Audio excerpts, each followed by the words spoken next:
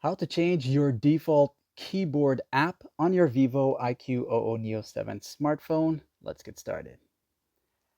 So if you just installed another keyboard app and you want to change it into that default keyboard, you'll go ahead and use the quick panel access, go to settings here, and when in the settings section, type in the search settings here the words default app. You're going to type this in.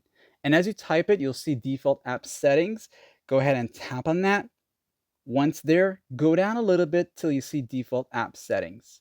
Here you'll see a list of all the different types of apps that you can choose the default app for that particular category. So you'll see input method, and that's for the keyboard itself. And when you do this, you'll see these right here. And usually a default, the IQOO phones will come with this keyboard in particular. But if you want to use the Gboard, you just install it from the Play Store. Go ahead and switch it to that, and you're good to go. You can change these settings at any given time, like and sub.